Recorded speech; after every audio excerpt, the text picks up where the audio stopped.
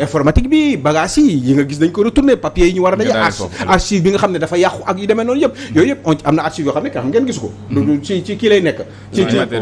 immatériel lay nekk am na archive yoo xam ne waaye yooyu yëpp faisant ça fait que ni grand loolu il faut man je pense ñu xam ci am ci lu leer pour mën a am une idée exacte par rapport à une réponse qui pourrait être donnée. D'accord Bassirou nañu ñëwaat léegi si yow dans quelques minutes pour parler des solutions yéen yi ngeen proposé sur université bi mais parlons toujours de communication sànq tudd nga baat bi Aliou Doudou tuddi na ko muy communication gouvernementale démb juróomi jëwriñ ci gouvernement bi janook taskatu xibaar yi ngir wax ci li xew Sénégal depuis le 1er juin léegi explication yi nga dégg Doudou doy na la. Pour man conférence de presse waru woon am parce que la conférence de presse n'a rien apporté de nouveau rien yaa xam nga booy am di conférence de presse day fekk moo tax ma ne xam nga fan yële dama fi wax j'ai mené une réflexion ma ne ñu war a wax da ngay xaar ñu wax mais période bi nga xamee ni affaire bi dafa am kan moo njëkk def conférence de presse du Mame Mbaye Niang mais Mame Mbaye Niang il est ministre du tourisme il ne faut pas parler au nom du gouvernement xam nga gis nga y a une cohérence dans la communication gouvernementale du ku nekk yaa war a jóge fële en tant que ministre rek di communiquer surtout loo xam ne du sa domaine yow nga naan ñëw naan justice xaw ma lan wala ministre nu mu tudd sécurité bi lii alors que tu es ministre du tourisme tu ne peux pas engager l'État sur ça parce que maag yow ñoo tolloo niveau d'information conseil des ministres amul ci diggante bi te je ne crois pas que Antoine Diome day ñëw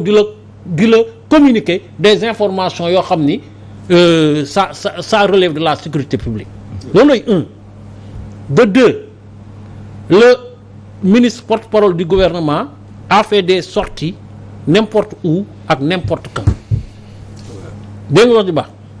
dem ba wax l'erreur bi gën a graaw te gisuma gars yi relever ko ñu ne ko sur les nervis mu ne non c'est pas des nervis il y a des gens qui ont voulu protéger leurs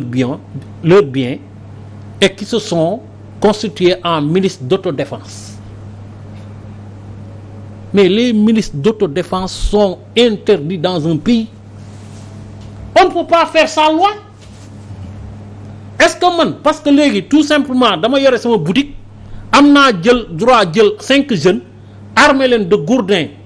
et de nu mu tudd machette ne leen yéenay ci roye fii lam lu ñu wax c'est la sécurité publique est une mission régalienne de l'État mais ministre moo ko wax pour expliquer li nga xam ne mooy nervi ngeen dem joxe information yëpp am seen journaux yi ak seen lépp ngeen joxe information une semaine après ngeen dem nga xam ne communication bi sur le plan national ak sur le plan international gouvernement bi muy le gouvernement s'enfonce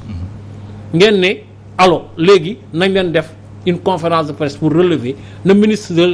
le premier ministre monter au créneau ànd ak ñenn ñi yaa ngi dégg di wax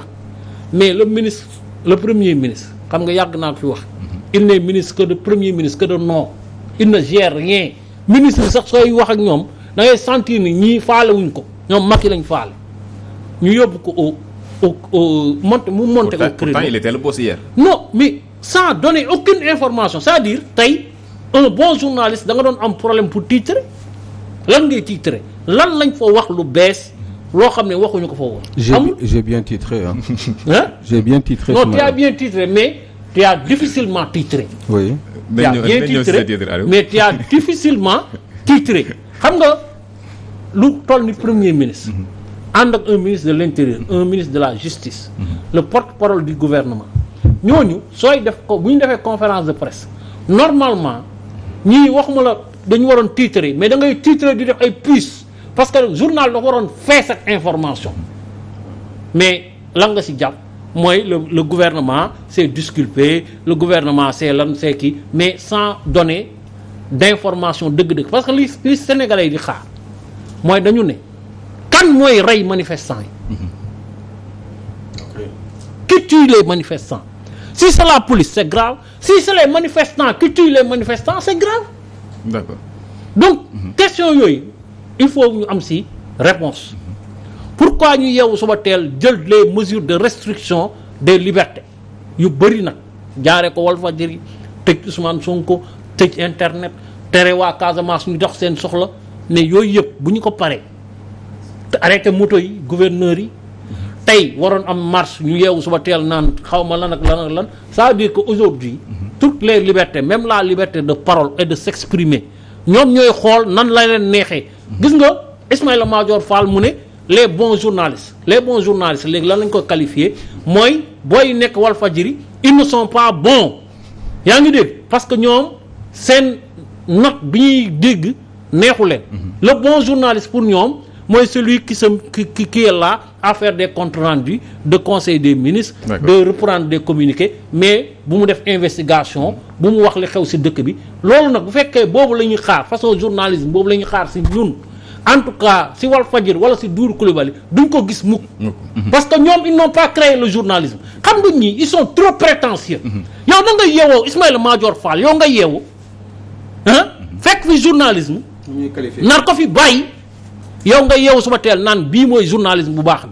bi ñun nga ne yow ñun amuñu droit wax gouvernement bu bon bi bii la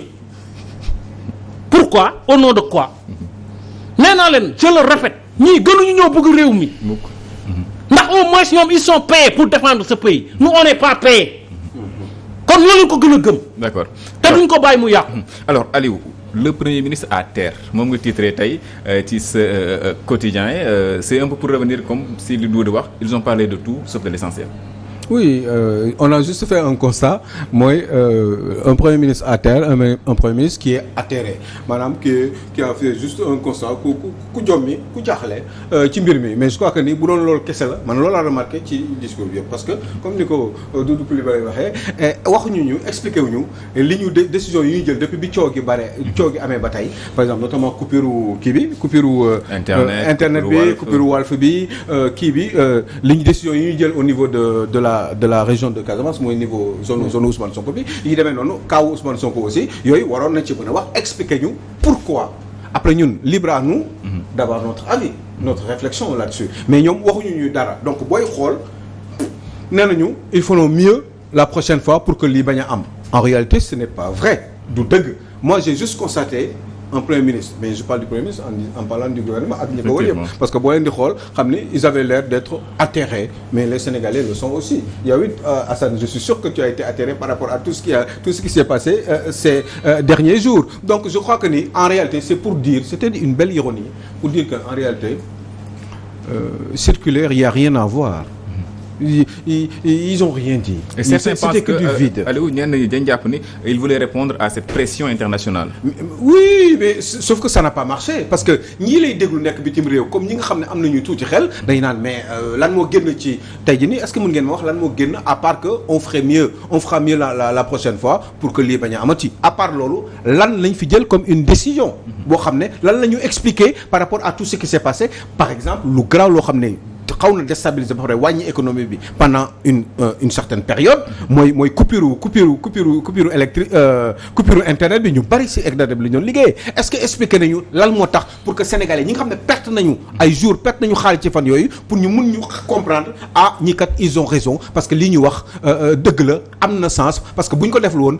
amaana sax xëy na sama liggéey bi ñu téye pendant une semaine amaana xëy na at bi yëpp kon boo saaga ne dootul amati wala ñu ne ñun kat d'accord ñu ci mbir mi parce que li mu wax amul bopp amul genn c'est du n'importe quoi parce que ils auraient pu proposer d'autres solutions que ñuy couper internet bi pendant un certain temps yooyu yëpp dinañ permettre Sénégalais yi ñuy réfléchir mais booy xool conférence bi wax nañu ba pare gën nañu dem seen yoon j'ai juste remarqué li nga xam ne moom lañu Sénégalais yëpp dund mooy on est atterré on est juste dañu jommi en réalité ci li nga xam ne moom moo fi xew voilà maintenant bu fekkee ñoom ñooy jommi te mënuñu joxe ay explication par rapport ak yenn conséquences yi mu joxe ak décisions yi ñu jël ñoom ci biir mbir mi bu ñu ko deful ça pose un problème et puis surtout que ñoom ñoo ñu war a wax parce que quand on coupe un signal on doit expliquer pourquoi on l'a fait pour jiix jaaxay li nekk ci bopp sénégalais yi mu leer quand on coupe l'internet dañu war a expliquer lan moo tax sénégalais yi jéggalu de mais lii mënul woon ñàkk la lii ak léegi ñoo tax ñu def ko teg am fu ñu ko teg waaye que daal.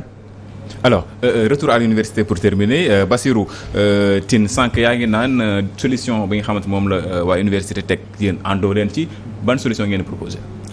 ok j'aimerais bien boo ma ko permettre parce que amoon na suñu ay natango étudiants yu ñu jàppoon durant les manifestations.